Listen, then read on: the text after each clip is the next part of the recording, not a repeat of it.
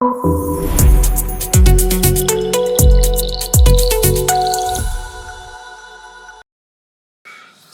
урматтуу биздин көрүүчүлөр, бизде угармандар. Биз бүгүн ушул кызык подкастыбыздын эң алгачкы берүүсүн баштап отурабыз.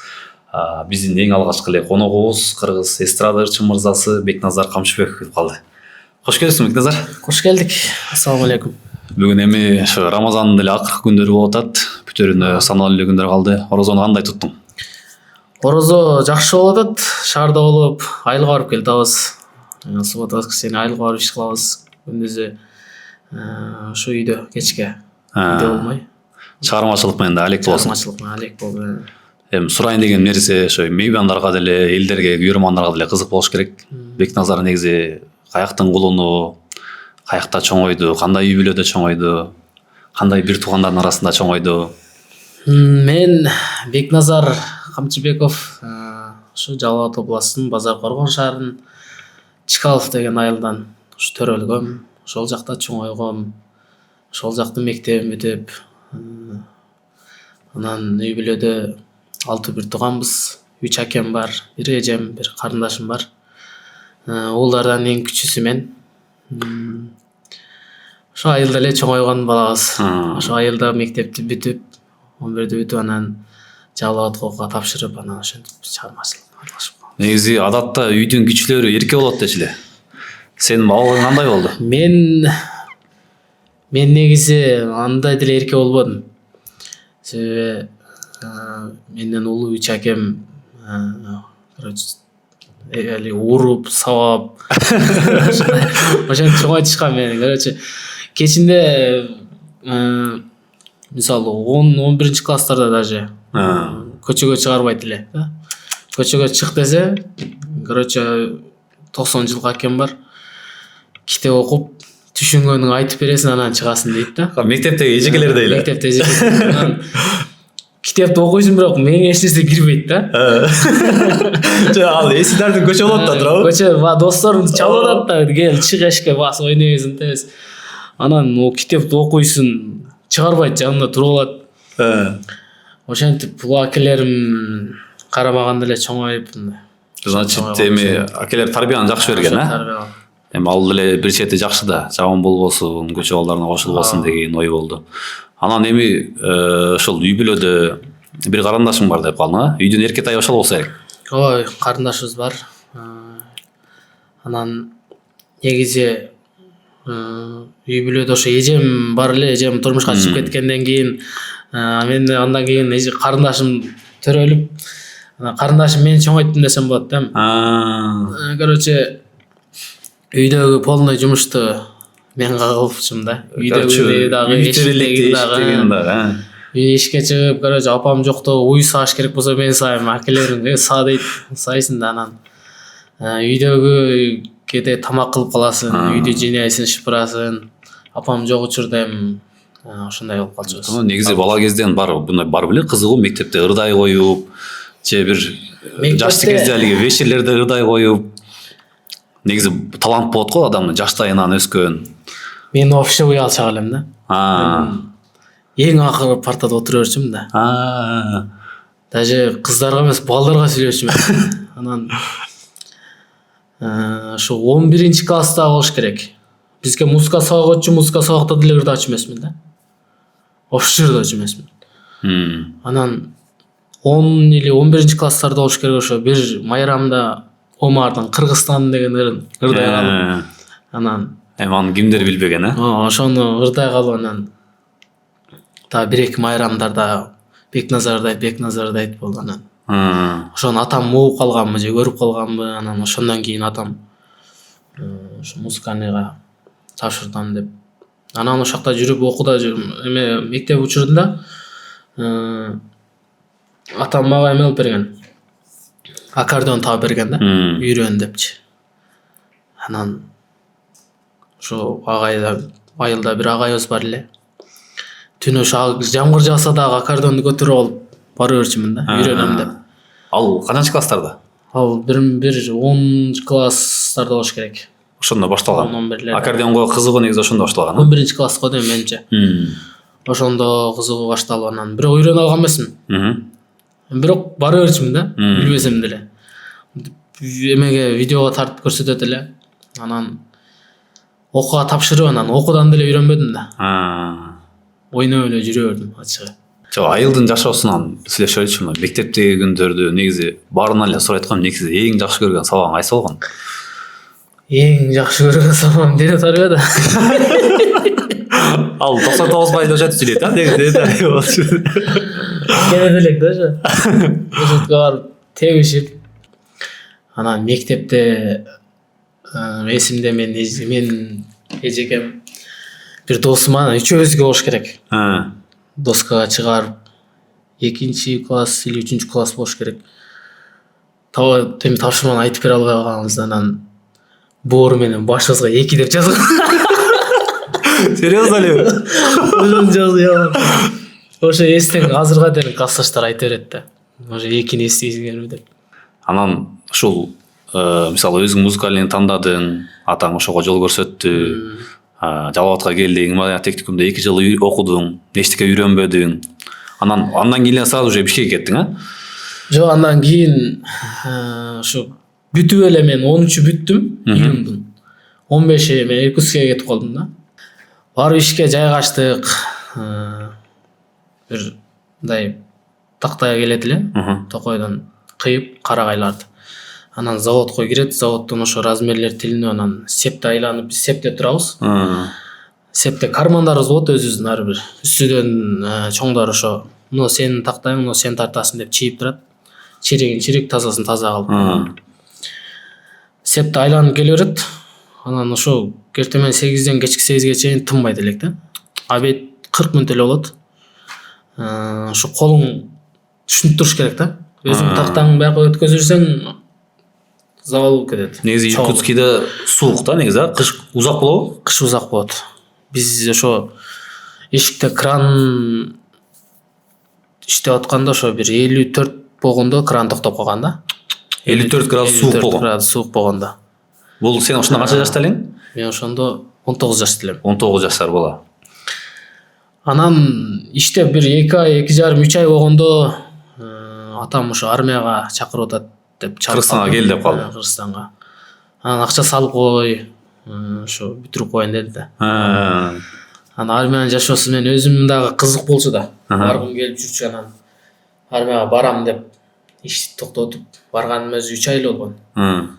Айлыкка жаңы эле элешкем. Анан келе бердим армияга барам деп. Келип анан документтерди даярдап армияга кеттим. Ошто болдук. 1 жыл армияда болдум.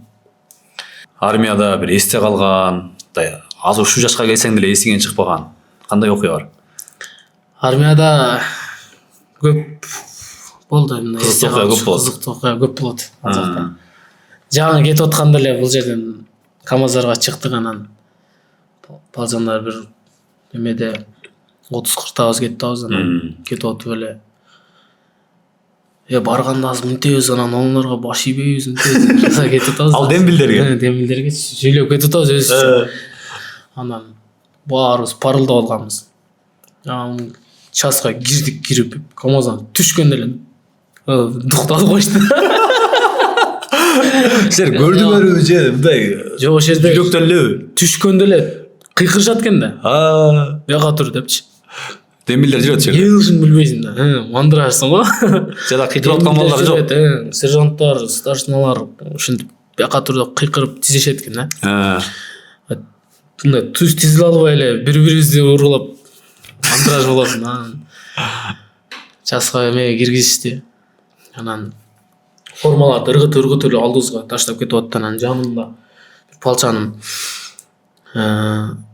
бер сасып атпай калды да. Анан кийин бер сасып атпай калып, старшинага эмне деп кайрылышыбызды билбейбиз да баарыбыз. Братан, батпай калды деди. Деди эле. Сен эмне армияда жүрөсүң же гражданда жүрөсүң? Каякта братан деп эмесин ошоге 2 жол урган да. Эсимен кетпейт. Жанында турган балчаны. Анан ушу бир каптеш палчаныбыз бар эле. Крем эртең менен тамактанууга ошо буттарды кремдеп даярдайбыз да. Анан кийин ошо крем кичине эле эме кылып койду да, берсамачы. анан кичинеме болчу дагы десем жок болду деп Короче. ошо крем айынан урушуп кеткенбиз экөөбүз. А. Анан батырашып кетип эле ошо Кадимги урушашып кетти. урушашып кетти. Урганда ошо башына уруп алгам да. Кол ушундай кол тийип калган. Сразу эле сынып калган, көгөрүп чыккан. Анан ошентип али уруштум деп айта албайсың да командирлерге. Не болду дейт. Экинчи этажда жатат элем, экинчи этаждан жыгылдым дейт. Анан именно ошо колуң менен мынтип түштүңбү дейт. Көрсөт дейт. Анан ошентип шылтоо табып деп жапканбыз. Анан туулган күнүм именно ошо күнү жогору жактан текшерүү келип калып атпайбы часка. Анан кийин командир onu жоготкула деди. Колум гипсте жүргөн да, аппак болуп оролуп.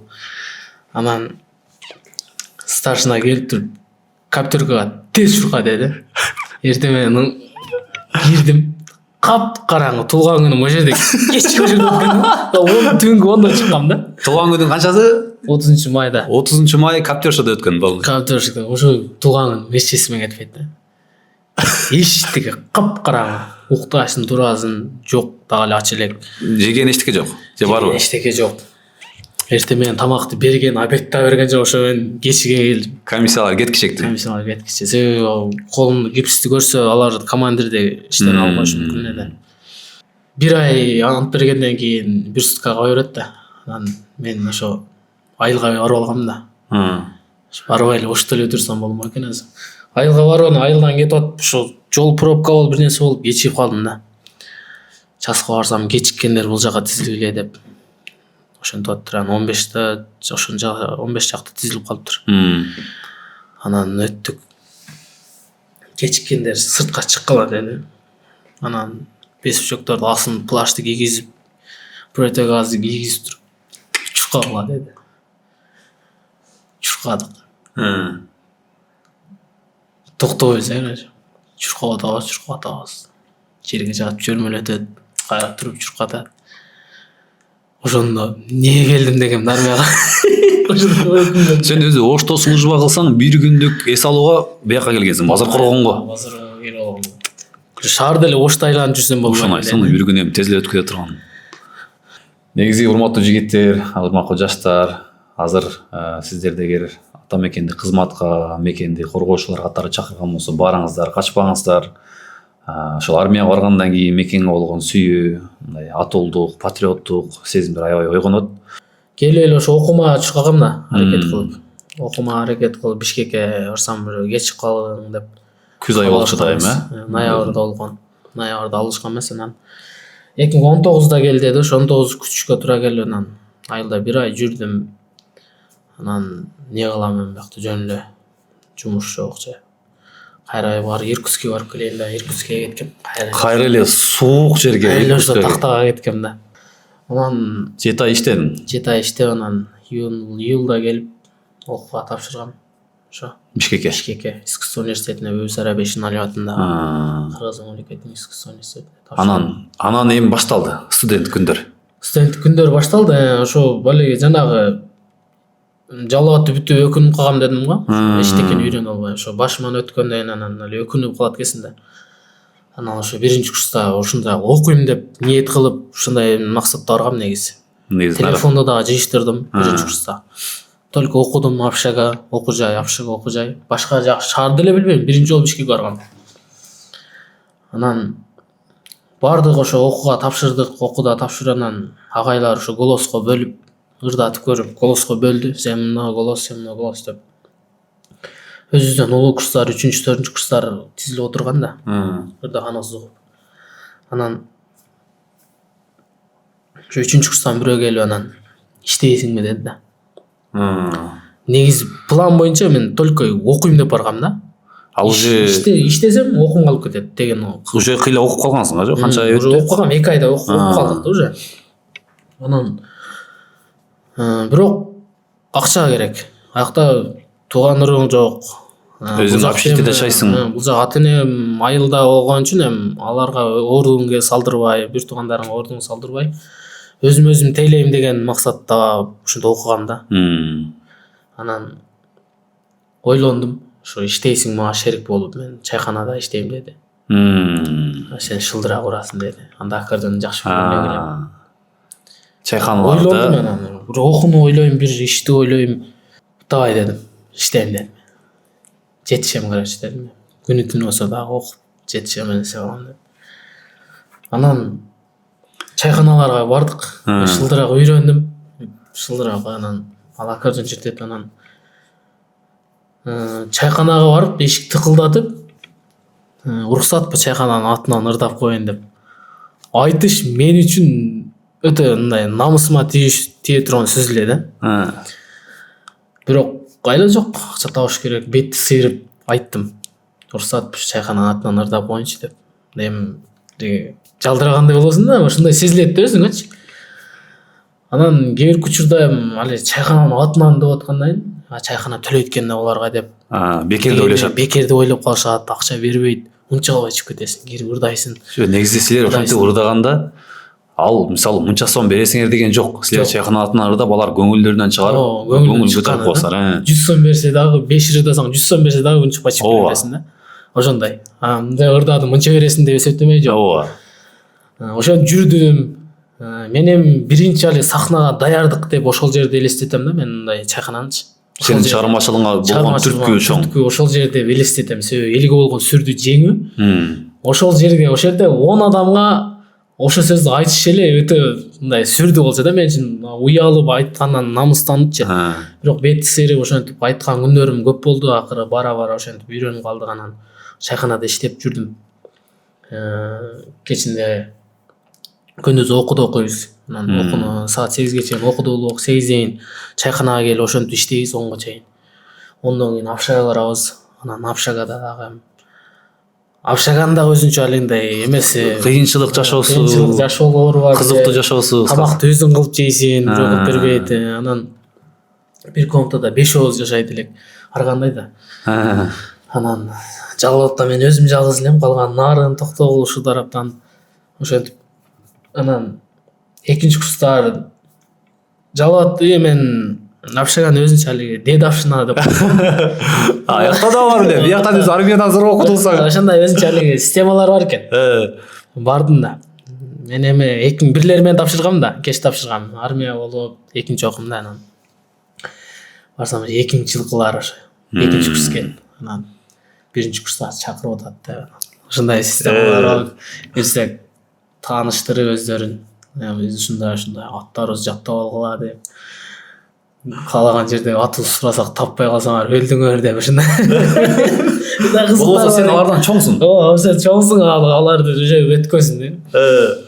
Анан болду унчукпай теңелме. Ошентип кызыктуу күндөр өттү общагада. Эми көбүнчө ачка калган күндөр көп болду. Чыдадым. Чыдап катыгандан навайнан менен майонезди көп жедик. Ошол немелерди. Анан этти мындай көп деле жечүбүз. Айылга келгенде эле жейсиз. Нарындан ошо группалаштар чогуу жашаган немелер болду. Анан ошолордон көбүнчө ошол жактан эт келип калчу. Анан ортодо өчүрт менен тамак кылат элек. Бүгүн мен, бүгүн сен, эртең сен. Анан тамак кылганды эле ошо общагада үйрөнгөм. Кухня 1. Кухня 1 баары бир жерде. Экинчи этажда бир комната эме эле. Ошол жерде чоң кеңири, бирок тамак кылганча бирөө аккордеонду көтөрүп чыгат, кыздар комузун көтөрүп чыгат, гитарасын көтөрүп, өлө кызыктуу да, мындай. Кыскасы бүт таланттуулар. Бүт таланттуулар, өтө күчтүүлөр. Алардын алдында мен даже мындай кээбиркилердин алдында мен ырдаштан уялат элем да. Өтө таланттуулар бар. Ошолор Анан ошентип канча жыл жашап койдуң ошондо? 4 жыл жашадым да. Мындай келип кетип ошо 4 жыл жашап койдуң. 4 жыл жашадым. Общагада жашап жүрүп, окуп жүрүп, анан аккордеонго үйрөнгөнүң, аккордеонго болгон кызыгууң канчанчы курстарда уже үйрөнүп калдың, толук чертип? Ошо биринчи курста өтө аккордеонго катуу басым жасап Эсен деген агайым. Ошо агайыма терең ыраазычылык айтам, бардык жерде элечи. Ошо агайым түрткү болгон мен ошо үйрөнүп кетишиме. Себеби мага оңой жолун үйрөткөн да, мындай кылсаң мындай тез үйрөнүп кетесиң. Ошону кайталай бергем да. Окшой да, кайталай бергем. Бир күн өзүң байкабай каласың кантип кошулуп кеткенин деген да. Эки жагын кошушкан да. Ооба. Ошону чертип бердим, бир күн кадимгидей чертип атам да. Жаман сүйүнгөм да. Ушунча жаман бактуу болгом. Сразу агайга чалып, чертип атам. Жаман сүйүнгөм да. Анан эми ошентип үйрөнүп кеткенден кийин эми ырдашың керек да. Анан ырдайын деп ырдасаң ырың калып кетет, бияга чирте бересиң. Бияга калып кетет, ырың кетип берет да. Өкөн уже мындай алып кетиш керек да. Ошол жакта. Анан ошол время уже чайханада иштейсиң уже. Ошондо анда мен шылдырак менен эме кылчумун. Анан кийин 1 жылдан кийин анан секин аккордеонго өткөм. Ага чейин мен шылдыракта жүрдүм только. 1 жыл жүрүп койдуң ошо. 1 жыл шылдырак менен жүрүп койдум мен. Бетке аккордеон чертет, сен шылдырак менен. Чайханада кечинде тойлордо чыгып калат да. Куда тосмой деген ошондой Бишкекте ошондой эме бар. Анан уже ырдап калгандар кандай болду? Ошо көзүң голосуң табып. Анан ошо окуп жүргөндө ошо 1-курста окудум дедим го. Эчтеке көңүл бурбай, ошондо вокалга барып мындай ошондо голос тарбиялап, голосун таба баштадым. Өзүм голосумду тарбияладым ошол жерде. А бирок 2-курстан кийин ошондой дагы агай вокал өтүп атат. Бирок чайханада иштеп атсың деп билип коет эле. Жок дей албайсың да. Бүгүн вокал алдың, бүгүн күндүз алсаң, кечинде барып чайханага бар дейсиң да. Эртең кайра вокал алайын десең, агай уже билет. Кечинде чайхана ырдапсың дейт да. Эмнеге ал ырдаганыңан сезип коет? Ырдаганын билип коет да. Болду, ооба дейсиң да. Жок, кантип жок дейсиң. Ооба да. Алда албайсың да.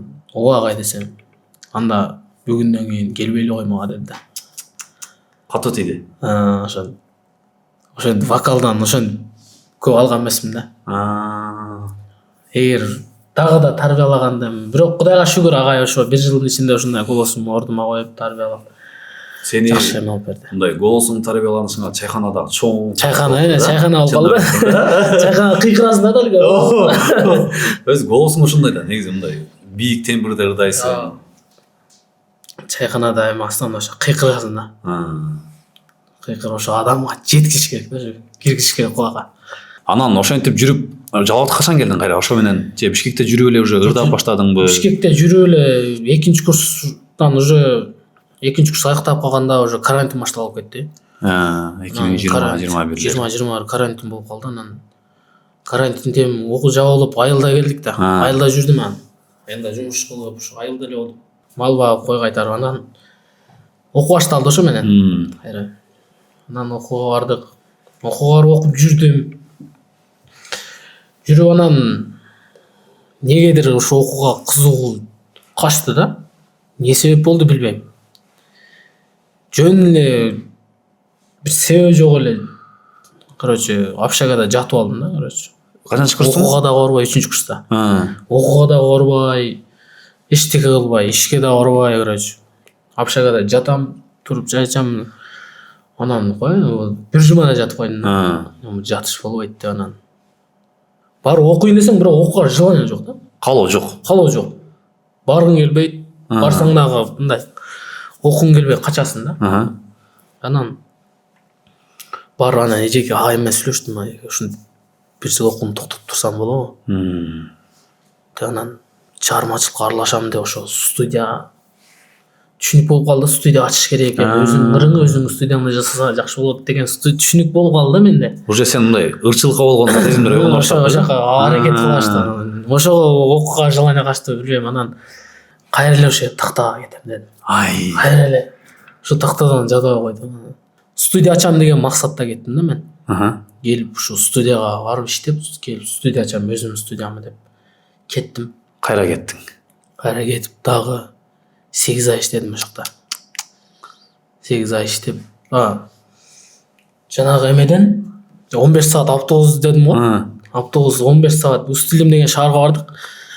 Ал жердеги жумуш кичине адам толуп эле слабый болуп аткан үчүн ал жерден дальше дагы 7 саат кеттик да. Ал шаарданчы. 15 саатка кошулат 7 саат. 15 саат кошулат 7 саат. Анан жолдору да өтө жаман. Бир чытырман токойдун эле ортосуна барып койгон, таштап койгон да. Бир здание бар. Цех.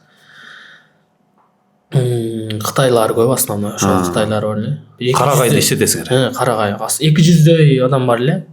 Анан антен чыкпайт вообще. Wi-Fi менен ошо кулланасың. Wi-Fi'дан голос досум кандай, ден соолуктар жакшыбы деп жүрөсөң кетпейт. Тегерен тура берет да. Ушундай интернеттен ушундай кыйналганбыз. Бирок ал малда уже сен аккордеон чертип уже ырдап калгансың. Ырдап калгам анда. Анда ошол жакта видеолор дагы бар. Аны айтып берем азыр. Анан ошоктон иштен келгенден кийин эми мындай жатаканабызда тактада бүт эле жаткан жер ичибиз экинчиде 2 этаж болуп теме болуп койгон жата турган жерлерибиз. Анан иштен келип чарчап да гитарист досум бар эле гитарасын алып алган, ал менен аккордеон экөөбүз иштен келип чарчап ырдайбыз. Анан кийин аяктан келип биякта эме кылгандан кийин бир кызык болгон, ошо TikTokко салгам да. Бир эле ырдап койгон видеоңу. Ошол жактан отурганды тарсам комментарийне жазып коюптур. Кайсы түрмөдөсүңөр? Эсенеман Кыргызстанга кара келип алгыла деп. Түрмөдөгүдөй эле болчу да. Жашоо түрмөдөгүдөй эле. Анан ошентип 4 ай иштегенден кийин иш токтоп калды. Анан шаарга келдик кайра. Жана Үстүлүм деген 15 саат жүрүп келдик да. Ошо жерде жүрүп анан бир күнү ошо көлгө түшкөнү барып калдык. Анан Иркутский шаардан ошо Үстүлүмгө барды да, бир крыша иштеткен, балдар иштетет экен. Талгат деген. Анан ырдап көрүп калып анан кетесиңби деди. Яман тажап калдым эле да тактадан. Ошо 8 ай жүрүп койгонсуң. Жок, 4 ай. 4 ай жүрүп койгонсуң. Кетем дедим сразу эле. Шаарда, Иркутскийдин өзүндө, шаардын өзүндөчү. Акта тойлор бар, тойго чыгасың аккордеон менен. Кызыктуу койду. Кетем дедим сразу. Келердим, келип ошол жерде крышага киргизип койду. Домдон үстүндө начар эмелерди бузуп, жаңылап, как ошентип иштейт элек да. Анан күндүзү тойлорго чыгат элем. Аккордеон менен. Аккордеон ырдап чыгасың. Коштоп. Кадимкидей эле Кыргызстанда эле той да, акта. Ресторанда, кадимкидей ана ресторанга ырдап калат элем. Ошентип кызыктуу күндөр өтүп анан Алмалда негизи өзүңдүн ырың жок эле мындай. Ыр жок эле. Анда ыр жок. Тойлорго ырдап. Только аккордеон менен мындай голос жүрүп мындай эмеге аранжировка кылдырып ырдай элек элем. Анан ошентип иштеп октябрдан бияка келдим да мен. 2020 канча болуп калат? 2 2022. Октябрда келдим. Октябрда келдим. 22 ошо декабрдан кийин окуум башталат да. Себеби декабрга чейин эмем жабып турган кеткем да. 23 январдан башталат. Анан январдан башталат. Анан октябрда келдим дагы. Келип анан студия ачам деп анан ошого аракет кылдым. Кадимкидей ыр жаза турган студия. Анан студияны сүйлөштүк. Иш башталгыча мен айылда жүрүп калдым. Тойлорго чыгып, Гулянкага чыгып, үй балдар менен. Анда мындай кыйраттыларым жок эле, шаңдырак. 2 чыр бар эле, жеңелери карындаш болду. Кайталап ырдай бересиң го. Репертуарда ырлар аз жок. Анан октябрда келип анан ошентип октябрь, ноябрь, декабрь жүрдүм. Анан ошо декабрдын 15-теринде анан аккордеончулар тойдон кийин бир жерге барып чай ичмей атабыз бар эле. Анан ошо Жалал атта, жана Жанетта, биринчи кабинада. Жана видео тарап кеткен да, күйдүм деген. Күйдүм. Жашыл капшончон отуруп ырдагам го. Бирөө чертип берген, мен только ырдагам. Ошо күйдүм ырды негизи мурун уккансың. Тарых кандай болду эле? Күйдүм ырды ошо балдардан угуп калгам. 1 жыл мурун ошо бирөө ырдап чыккан. Андан кийин ошо экинчи адам ырдаган да. Ал менин жакын инем болгон, Илимбек деген. Ошондон угуп калып анан сөздөрүн толук жаттадым да. Керки жерлерин билет элем, керки жерлерин билбейт элем. Анан сөзүң бөлүп койдум бектен. Сен угуп калдың да негизи бул мурун ыр жаттаганда мындай зерикпей кагазга жазып, ар бир строчкасына чейин. Ушундай бар беле негизи? Жазат элем да. Канча кылады жазып жаттайт элең? Кагазга жазып жаттабай, мындай угуп жатта албайт элем да. Азыр көбүнчө угуп жаттайм. Мурун ошо только кагазга жазмайынча күйдүмдү деле ошентип жаттагансың. Ошентип жаттагам. Анан ошо күйдүм ырдап калып анан видеого тартып алган экенмин ошо. Анан видеодон өткөзүп анан ошо окууга башталды да. Окууга барып калдым. Уже 2023 жылы окуу. Январь ошо окуу башталып, общагага бардым. Видеону өткөзүп алып анан видеону историяма коям да. Ошо күйдүм ырдаган, кайырмасын ырдагам. Анан ошо малындай оттор келип, реакциялар келип. Instagram ошо 2019 болуш керек. Группалашым ачып берген мага. Ошондо биринчи жолу. Instagram барбы деди. Не ал дейм. билбейм да. Армиядан чыгып эле токойго кетсем, аякта Instagram иштетпесем, Иркутскеде жүрүп калсаң деген. анан Instagram ошо ачып берген группалашым. Анан Аны деле бирок кыйратып иштешти билбейсиң. билбейм, история коюшту билбейм да даже. Анан бирөө койдурган историяны ошо. Жаңы видеонучу видеону коюп бер дегенсиң. Анан ушуга реакциялар жөнөтүп анан лентаңа жүктө деп 2-3 адам жазды. Анан лентага салдым да. Эчтеге жазышты билбейм, нелер жазды. Лентага караш жүктөп койдум. Жөн эле эчтеге жазбай эле. Жөн эле ошо публикация кылып койдум. Жөн эле киргизип койдум. Анан Ирмонда эле подписчиктер келип, али лайктар келип да. Али анан Түшүнбөй калдым. Түшүнбөйм да мен. Анан бардым да группалашка эмне деп атпаймынбы? Мону бир көрүп берип койчу, гифке кошулуп калбадымбы деп койдум. Түшүнбөйм да. Анан көрсөм, видеоң рекке кетип калыптыр да. Ошого лайктар эмелери келип атат, подписчиктер деп. Анан эми TikTok ачтып атпайбы? TikToктагы түшүнүк жок эле анда. Анан TikTok ачып анан TikTokко салсак, TikTоктон да ошондой кетип калды да видео. Анан бүт эмелерге тарап анан ошентип күйдүм, тарых ошентип ырдап калгам. Анан эми авторам алиги ыры хит болсо мындай эме сүйүнөт экен автор катарчы.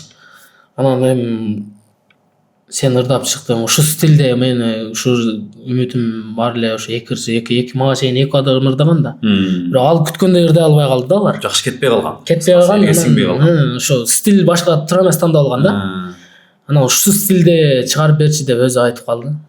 Анан хорошо деп. Ошо стилде барып анан студиям как раз ачылып калган.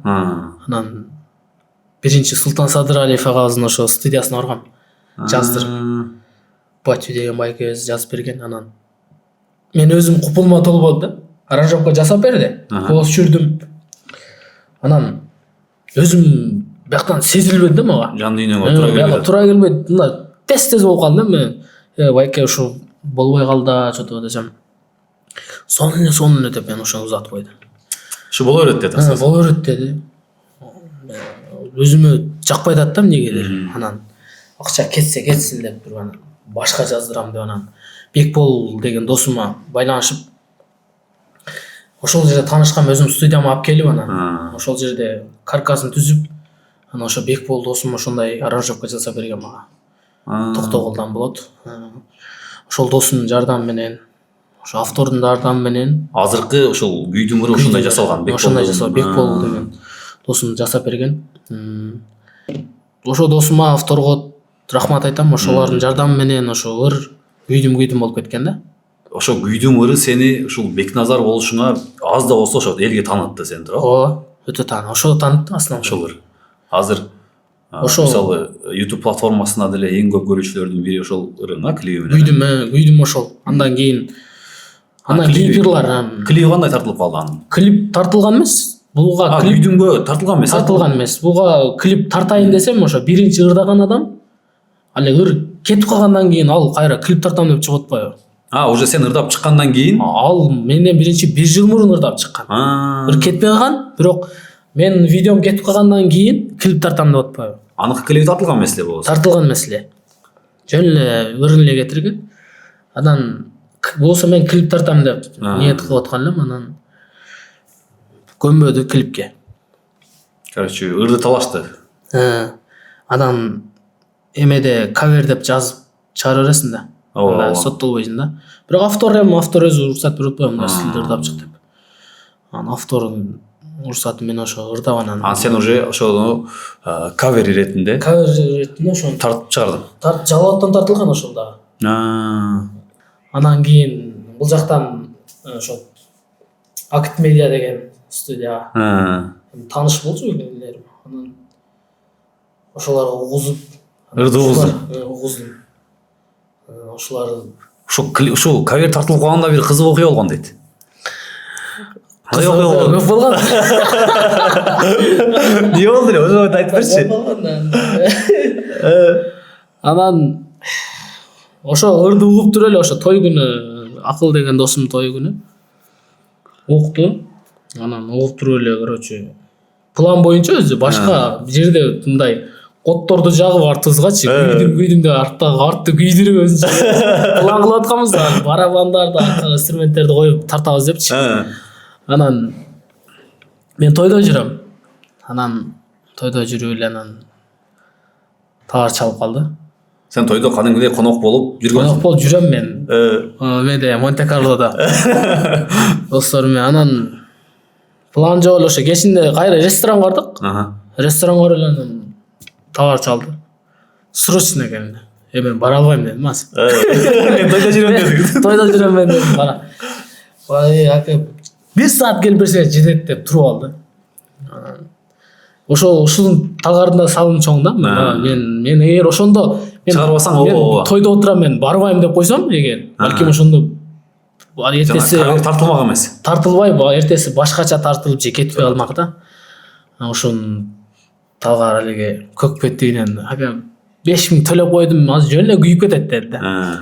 Төлөдү билбейм. Талгар өзү сурабасын дегендей эле. Келдим да той раса кызгыны келип калган да.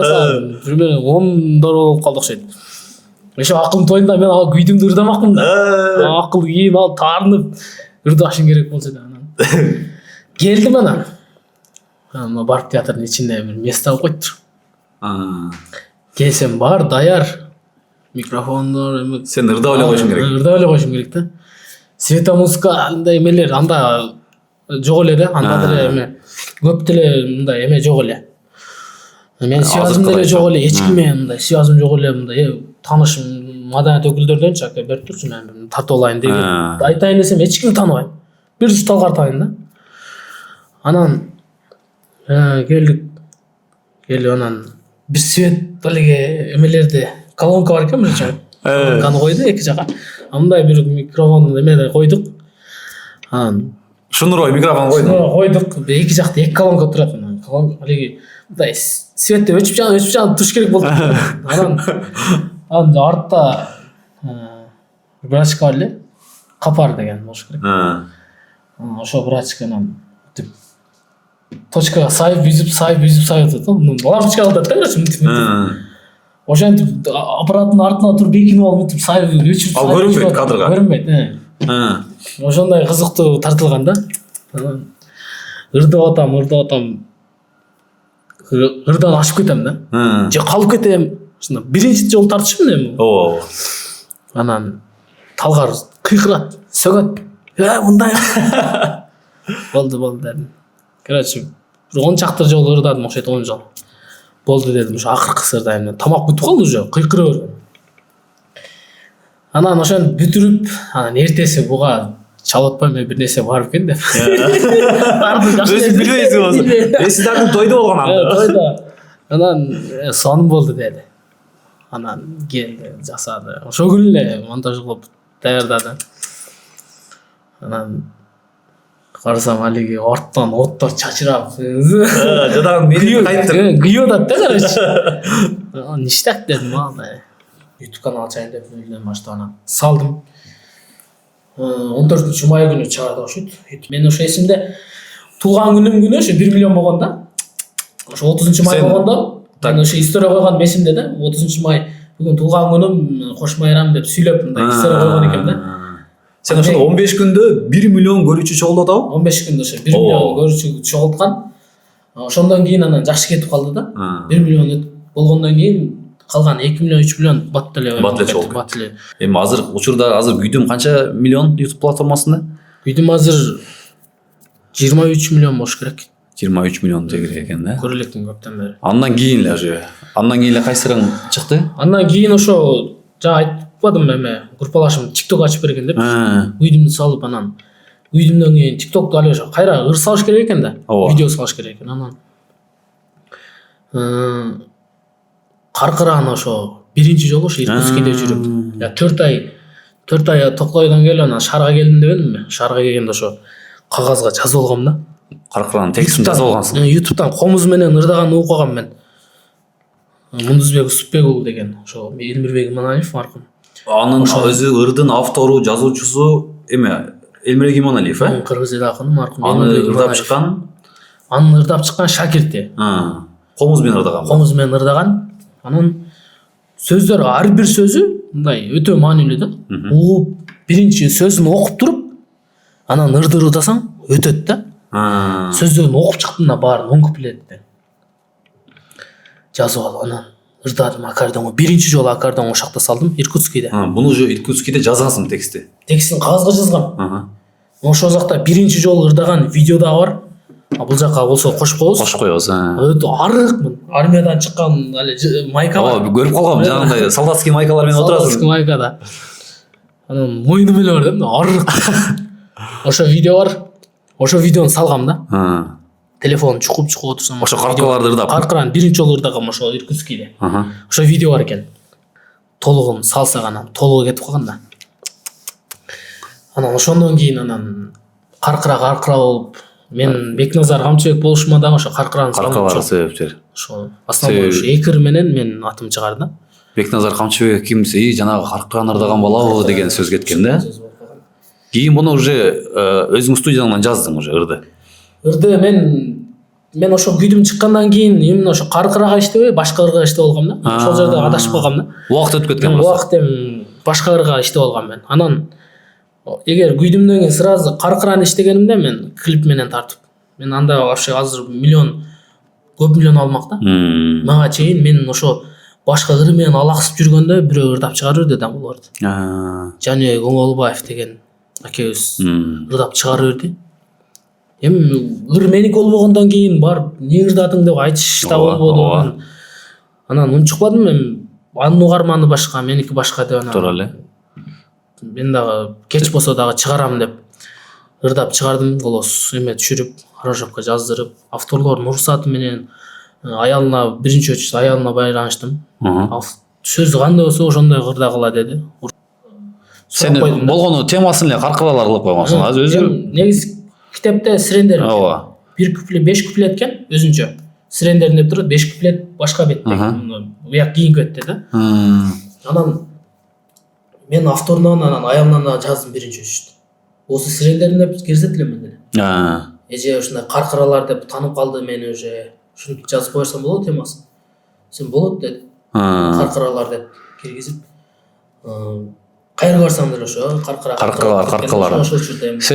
Мен ойлойм дем сен биринчилерден болуп аккордеонго салып, сен өзүңдүн жанагындай ырдын мындай түпкү маанисин мындай бир сонун моментин тапкансың да. Ошон да элге тез сиңип кеттиби деген оюм да. Ошо мындай эми ар бир ырды ошо мындай чын дилиңден, чын жүрөктөн ырдапсаң ошо адамга жеткизе турган ошо кетет экен да негизичи. Жок, азыр аралыгынан 3 жыл өтсө деле азыр дагы деле суранышат да сенчи. Дагы деле азыр эми той кызматта болуп жүрбөйбүз азырчы. Анан основной эми кээде шаңдуу антрак учур болуп калат да. Антрагырда эле кетип каласың да, кетип калсаң каркыраны күттүк эле койсоң ошого чакырдык эле го дейт да. Сөзсүз ырдатат да. Сөзсүз ырдатмайынча кетирбейт. Болсо расчетко коеюн дейт да. Тойлери кулаңарга күбүстөргө каркыраны ырдатып туруп анан эми антрак бергиле. Так, ошентип каркыра Бекназар кылган каркыралардын бири болду да. Негизи биринчи күйдөм чыкты, анан каркыра чыкты. Анан кийинки ырың уже каркырадан кийин ошентип мындай ырдыларың башталып кетти уже. Мындай чыгармачылыкка баш отуу менен аралаша баштадык да, мындай таанышып эки жак менен чыгармачыл инсандар менен мындай. Анан сен талантыңа дагы уже алиги кызыккандар, баа бергендер, ошондойлор болуп уже күзөткөндөр көбөйүп калды. Анан Зарлык Камбаралиев деген акем бар, ошо Аксудан болот. Так, ал ыр жазат ушундай. Ошол аке менен таанышып калып мен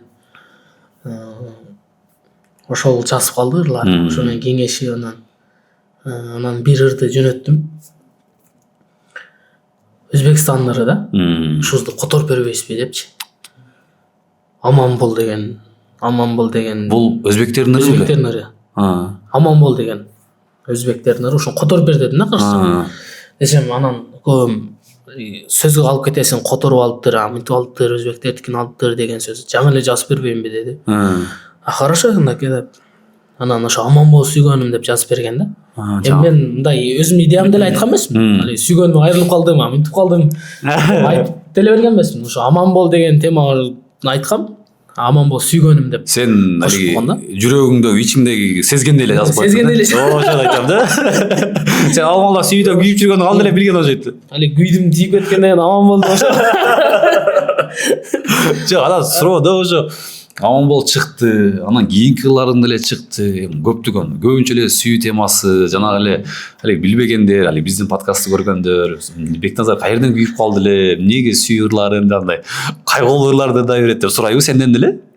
Мага эң көп келген суроо ошол да. Да? Мен себеби ошо аман болдон кийин күйдүм деле сөздөрү мисалы арбалып махабатка алданып көпкө жүрдүм. Өзүм неге сүйдүм деп атпайм. Кызга тарынган да вообще. Андан кийин ошондон кийин эле аман бол сүйгөнүм болуп кетип атпайбы? Ошондон кийин аман бол сүйгөнүм ошо күйдүмдөн ашып кетип атпайбы? Андан уже көбүрөөк көрүчү. Күйдүм 23 миллион болсо аман бол 33 миллион болуп кетти ошондой. Ошо анан али аман бол сүйгөнүм да эле сүйгөндөн тарынгандары TikToктон тартышып ушундайлар. Бүт эле ошо сүйгөнүн таштап кеткенди. Али комментарийлерге жазат өзү чалканда мен мурунку сүйгөндөрдү эстетип зордаксың ошолорго арнап. Ошентип калышат анан. Ошону урдадым. Андан кийин өзүң деле айткансың да? Мен өзүм айттым. Мен негизи жашоомо тиешеси жок өзү ырлардынчы. Анан негизи алиге Түшөгөз концерти кийин Жалал атта концерттерде план кылып жазганбыз да. Күйдүм эмне кылып ырдап койгам.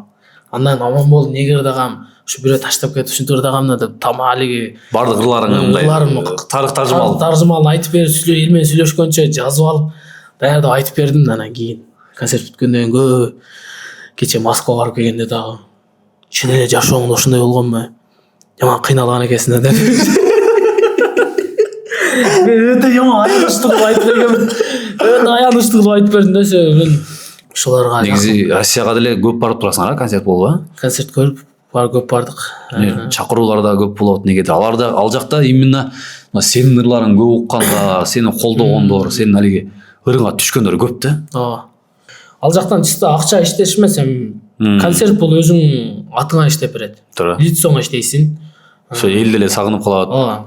Эл деле сагынып ошону актан основной мындай бир жыл деле көп деле кыйрак таппайсың. Ооба, өзүң атыңа иштейсиң, лицоңо иштейсиң.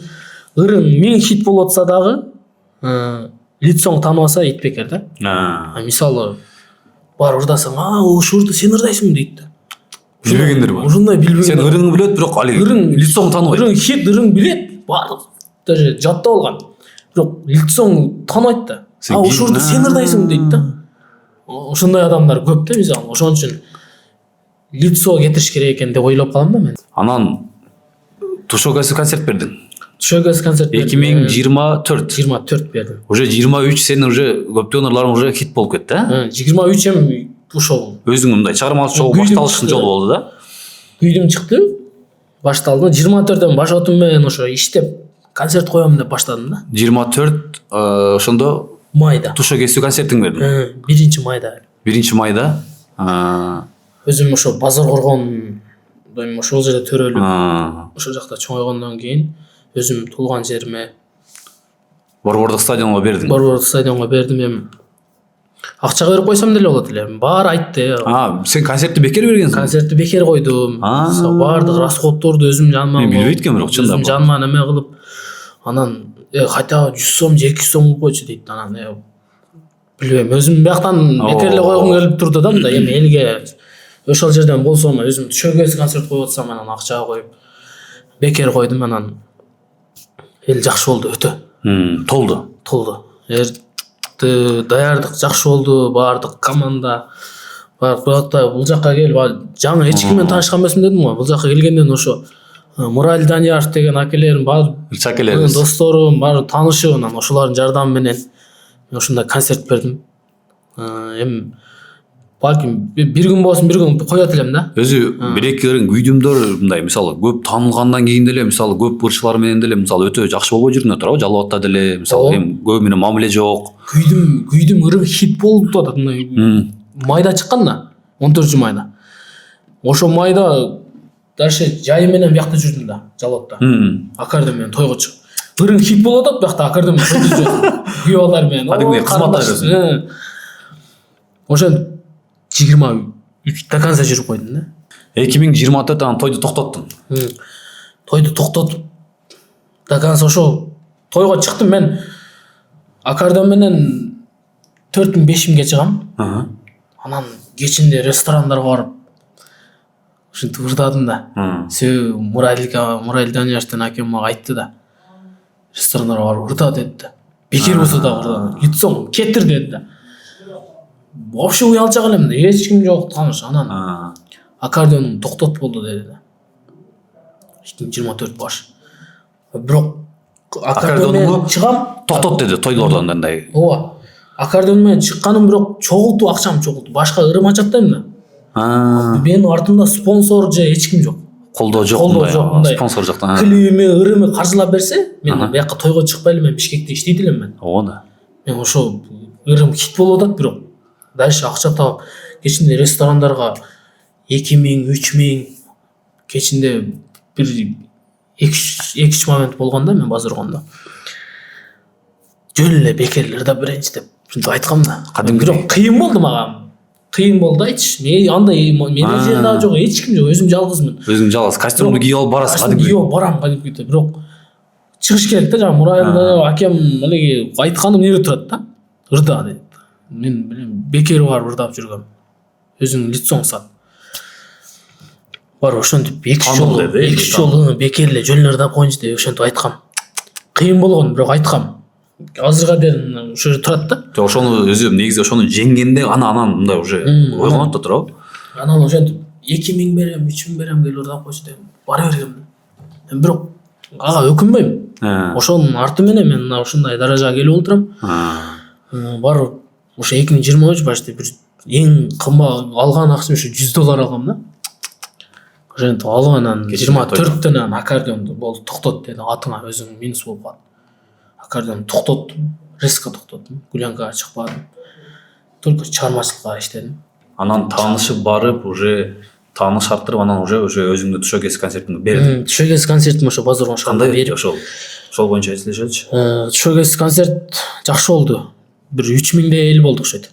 3000 чогултуп койдуң. Болду окшойт. Ошондой толду да стадион. Толуп еши алды да вообще толуп калган. Анан эртең менен ойгонсо эле жамгыр төгүп атат го. Настроение жок. Сыртта болот да, стадиондо. Ооба, стадиондо болот. Настроение өлдү. Мурайлкам чалды, кан настроение түшүрбөй баары жакшы болот. Жакшы болот деди, болду деп.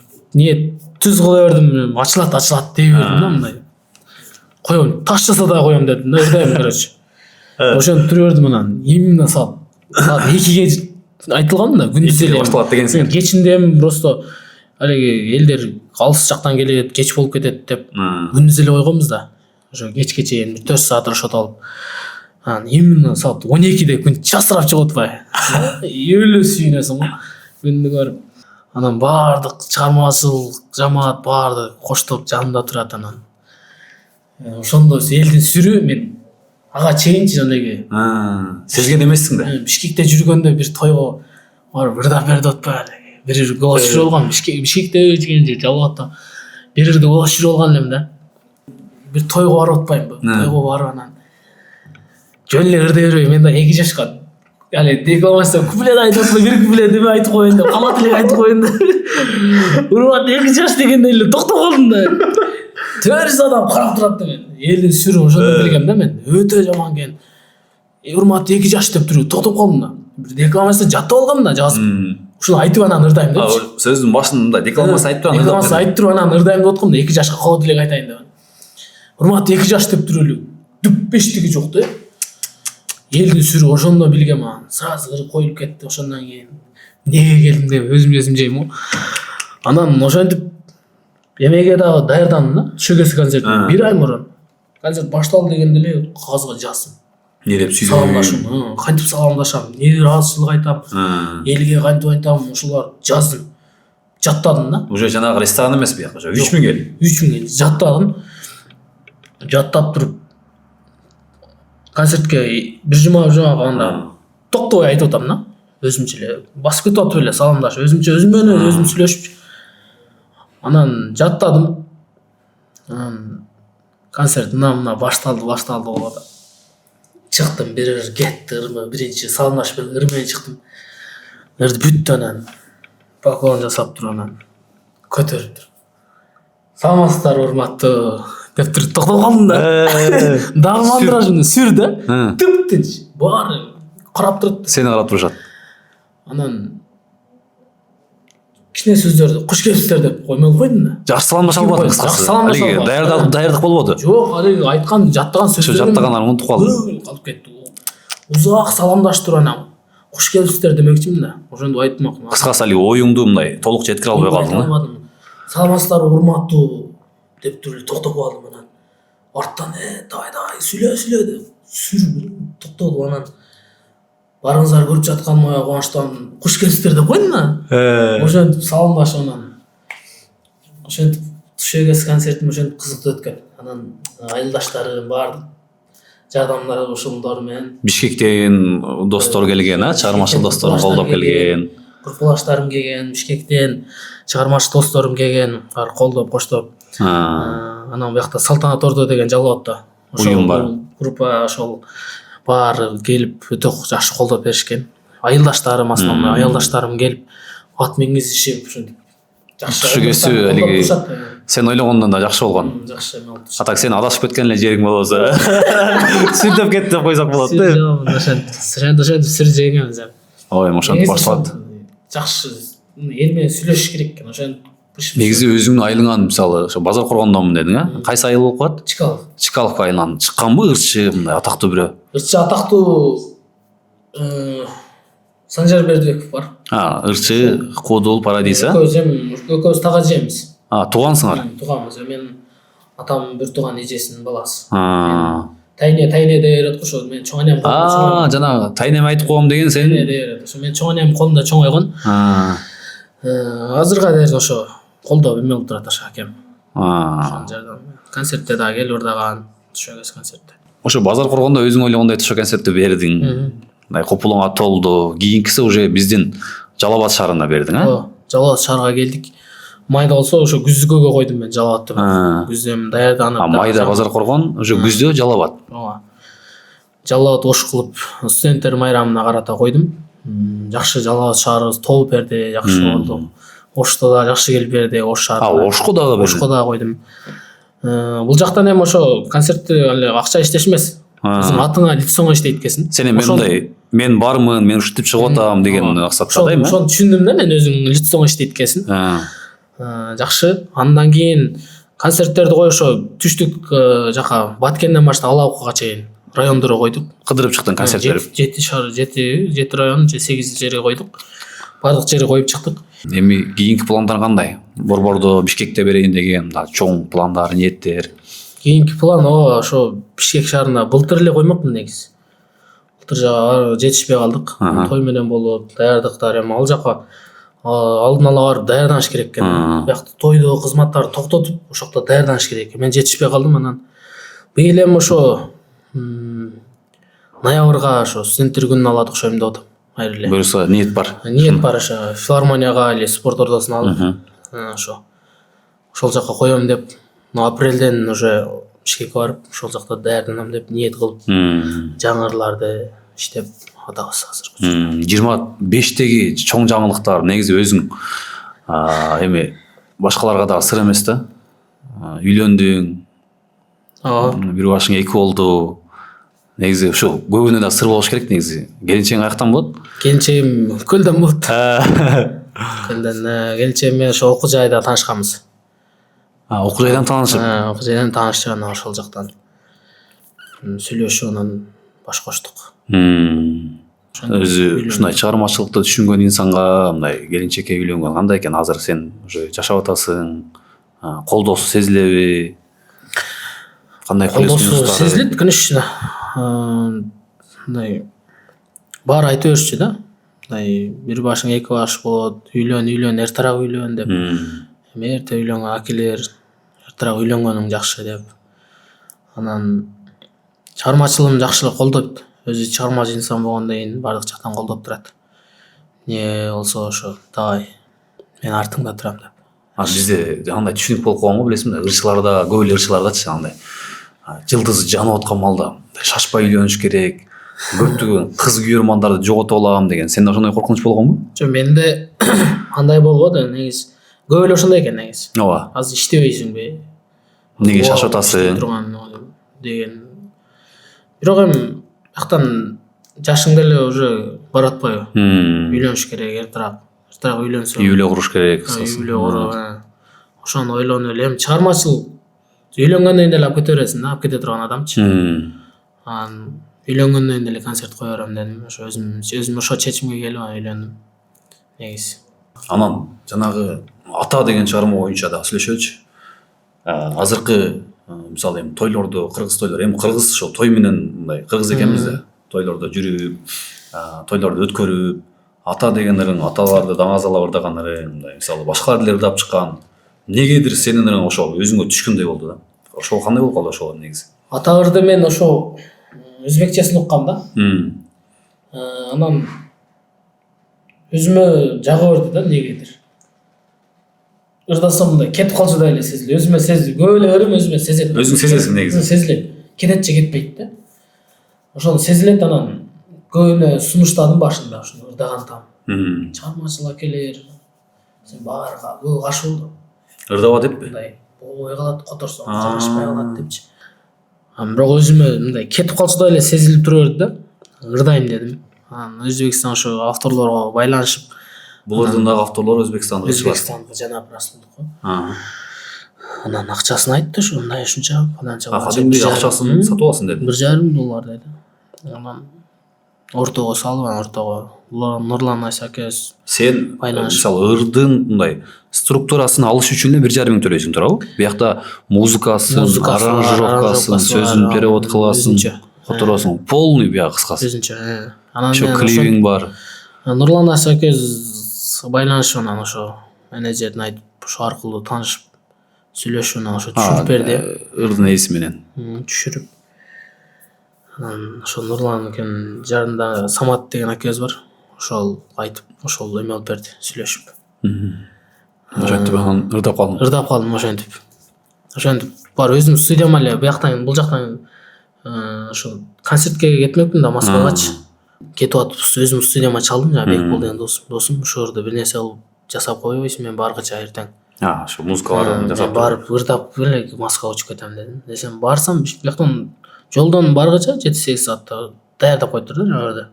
Аранжировкасын жасапчы. Анан барып голос түшүрүп эле Бишкек, Москвага учуп кеттим.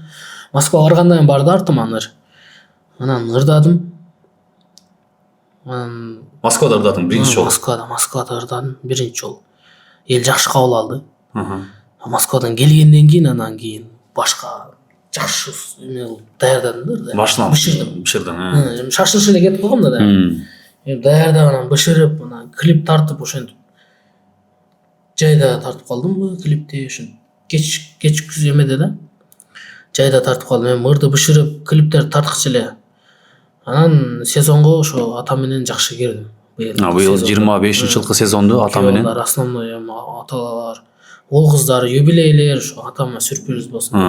Күйөө балдар айтпай атама сюрприз болсун деп күйөө балдар основной чакырып анан. Жана бирөөлөр айтмакчы, ата деп ырдасаң апалар кап болуп коет да. Ошо апалар неудобный болуп эле калып анан ошентип өзүм деле ошо апама ырдайын деп жүргөм жакында. Анан жакында эле ошо апа деген ырдадым эле. Азыр уже апа деген ырды даярдап атасың. Апа ырды уже чыкты, уже YouTubeга салдык. Эми ошо основной эле сүйүү жөнүндө болгон үчүн алар токтотуп анан эми ата-эне жөнүндө, бир тууган дос жөнүндө ошо ырларды ырдайын деп. Эми основной ошо стиль менен кетишиң керек, бирок. Өзүңдүн мындай стилиң менен кетишиң керек. Основной бүт эле жерде ошо стиль чечип коет да. Ооба. Стилиңди таппасаң, сен уже жылдызың жаныш кыйын да. Жаныш кыйын. Анан ошо стилиңди бир ыр менен бир ыр чечип коет да, тагдырың өзү. Бир ыр себепчи болуп коет, ошондон кийин дальше улап кармап кетиш керек. Стилиңди таба алсаң эле ошо менен кетишиң керек. Көптөгөн таланттар, мисалы, биздин окуу жайда деле башка жактан Токтогулдан, Арындан өтө күчтүү ырдаган балдар, кыздар бар. Мисалы, мен алардын алдында ырдагандан уялам да. Ырдагым келбейт да. Өтө таланттуулар. Катуу ырдашат. Стилин таба албай эле ар ырга башын салып, урырга салынып болуп турган, ыры кетпей анан ошентип чыгармачылыктан эмес калып кетет да көп ырчын. Көп таланттардын ошондо эмес калып кетет. А стилиңди таба алсаң ошо менен кетесиң. Ырчынын биринчи эмес ошо стиль экен да. Ыр тандоо стили, кандай стилде ырдай айт. Бүт тааныштарыма сураган аке ушундай эмне кылыш керек? Стилиң тап дейм да биринчи. Ошо стилиң болушунча. Ар жерге башың салып көрө бер, мындай. Токтобой кыламын. Бир күн болсун, бир күн ошо бирин себепчи болуп калат. Бир ырын кетип калат. Азыр мен деле күйдүм себепчи болбосо балким мен деле азыр Туура. мигрант болуп жүрмөкмүн жана тактадачы же аккордеон менен тойлордо жүрмөкмүн да. Туура. Ошо. Бекназар Камчыбековдун чыгармачылыкка келгенден кийинки азыркы учурга чейинки топ өзүнө жаккан 3 ырчысы. 3 ырчы айтчы. Кыргызстанда. Өзүңө жаккан, өзүңдүн стилиңе мындай ырларын көп уккан. Мен да ушундай ырчы болсом деген. Мен Султан Садыралиев акебизди көп укчумун негизи. Бирок мындай жанынан ырдаганын уга эле билем да. Мындай только телевизордон ушундай көрчүмүн. Но 2025 Жалал Абадка койду концерт. 100% жандуу берди. Жандуу берди. Мен вообще концертке кирчү эмесмин да мурун. Вообще концерттерге бирөөнүн концертине кирчү эмесмин. Көрсө кириш керек экен да мен. Ошону мен Султан Садыралиев акебиздин концертине кирем деп ниет кылгам өз баштан эле. Ошондон кийин мен башка эмелердин Гүлжитканын концертине кирдим мындай. Ал жактан өзүңө бир нерсе алат экенсиң да. Өзүңө бир нерсе ала алат экенсиң, ошо кириш керек экен деп ойлоп калдым. Сен дагы берсең ушундай кылам деген. Ушундай өзүң эл менен сүйлөшкөндөрүн көрүп, анан Султан экен мен ошол жерде эл менен сүйлөшкөнүн, микрофон менен иштегендерин көрүп мен суктанып эле отурдум да. Мен ушунчалык бааладым ошондо талантын. Мен дагы буюрса ушундай концерт коем деп жакшы ниет кылгам да. Биринчиси Султан болуп, кийинкиси мындай акыл насаатын айткан. Ошо Мураль Данияров. Ошо акем мен айттым го жана Жалал бияктан маданият өкүлдөрүн эч ким тааныбайт элем да. Ошо мана Мураль акем биз жактан өзү жактан экенсиң деп. Ошо акебиз өзүнүн кеңештерин айтып, мындай ырда, мындай кийин, мындай жүр. Ошолорду айткан да. Көзөмөлдөйт. Ошол көзөмөлдөп ошол мен чыгармачылыкта Жалал Абадка келгенде мен эч ким тааныбайт элем да. Мен эч маданият өкүлдөрүнөн ошол акем таанышып анан ошол аркылуу көптөр тамадалар менен тааныштым. Ошол жол көрсөтүп мага акыл кеңешин азырга дерин айтып келет. Азырга дерин мындай бир туугандай урушуп, мындай жүрбөйсүңбү, мындай кийинбейсиңби, мындай ырда деп. Ошол бизде элсептейм да мен. Үчүнчүсү Мураликанын сен мындай айтат да, сага чыгармачылыгын сыйлайсың, адамгерчилигин, мисалы сага көрсөткөн колдоосун, сени жаман болбосун дейт да, сени ушул убакка келип жеткиргенине мындай тарбиялаган ыраазысың. Үчүнчү ырчычы мындай дагы. Үчүнчү мен ошо чыгармачылыгыма салымы чоң, ошо Зарыл Камаралиев. Зарыл Камаралиев. Ошол акебиз өзүнүн акыл насаатын айтып, мындай өзбекче ыр которуп бер деп көп айтсам, мисалы, которуп алды деген сөзгө калып кетесиң. Ошол сөзү элдин оозунда калып кетесиң. Андан көрө жазып эле берейин дейт. Бекназар Камчыбеков ырдаган ыр деген ыр биринчи сен ырдасаң, ошо Бекназар Камчыбеков ырдаган ыр деп элдин оозунда калганы жакшы деп жаңы ыр жазып берем деп постоянно ушу колдоп, анан идеяңы айтсаң ошого жакшы жазып берет. Мисалы айылда чоңойгон бала чагыңы чагылдырсаң, мисалы ошондой жазып берет да. Аманбол сүйгөнүмдү деле жаздыргам. Андан кийин ошо Аманболдун клиби, короче, аке ошондой экинчи уланышы күтүп атат. Элдер ушундай түшүнүк болуп калыптыр. Ушундай эми кызга таарынып ырдагам да, Аманбол сүйгөн депчи, анан ошентип айтсам болду деп оюм айтып бердим да, короче. Сен кызга таарындым, эми кызга дальше дагы бир уланышы сыяктуу ырдаш керек. Артынан сразу десем. Анан ошону сен эмнеге жеттиң деген ыр жазып берген да. Ушунчалык мындай сен бүт ойлогон нерсеңди ырга жазып берет экен да. Ойлогон нерсени ырга түшүрүп койгон да, именно ошо Аманболдон кызга таарынып экинчисин ушундай деп түшүндүрсөм, точно эме койгон. Ошол Аманболдун артынан кийин ошо ыр тебип кеткен да, уландысы болуп. Азыр 20 миллион ушундай. Сен эмнеге жеттиң? Сен эмнеге жеттиң? Бекназарды чыгармачылыгына кыскары Бекназарды акча өзгөртө алабы? Акча өзгөртпөйт эми. Негизи сен мындай акчага карап жанагындай бола эмессиң. жок эми акча менен чечилбейт да бүт эле Туура. нерсе азыр. Главное ошо адамгерчиликти болуш керек. Мисалы бир жерге барып ар кандай учур болот да той адамдарчы мисалы шарты жок болуп калат. Анан жок мынча бересиң деп тура берсең, Бирок сени жакшы көрөт ырлар. ырларың жакшы көрөт өтө. Анан кээинки учурда эми акчам мынча эле болуп атат, мынча берейин дейт. Хорошо. Анан жок мынча бересиң деп тура берсең, анда жаман көрүнүп каласың да. Акчага жакын экен деп. Чет өлкөдө жүргөн мигранттарга эми биздин бир туугандарыбыз да, мекендештерибиз. Ырларың барбы негизи ушуларга карап ырдаган? Мигранттарга мен жакында клип тарткан атам ушул темада. Мигранттар боюнча. Мигрант болгон үчүн ал жактын жашоосун жакшы түшүнөм. Баяман Бобулов деген Оштон акем бар, ошол акем жакшы өтө. Мен өзүм купулма толгон ар бир сөзү ошол жакта жүргөндөрүм элестетем да. Ошол ырга жакында клип тартам. Сценарий жаздырып атам азыркы учурда. Ошо мигранттардын жашоосу, турмушун чагылдырып, ошо чагылдырып тарткан атам. Жакында көп болосуздар ошого. Эми Бекназар, чоң рахмат айтабыз. Мен ойлойм жакшы сүйлөшүү болду, жакшы мындай пикир алышуу болду. Бардык көрөрмандарга да ыраазычылык. Ушул Бекназарда көптөн бери сурай албай, Бекназарга көптөн бери бере албай суроолоруңуздарды колдон келишинче алып берет деп ойлойбуз. Анан анча-мынча билбей калган, таппай калган суроолоруңуздар болсо, Бекназардын өзүнүн личкасына же биздин ушул YouTube каналыбыздын комментарийге жазып коесуздар.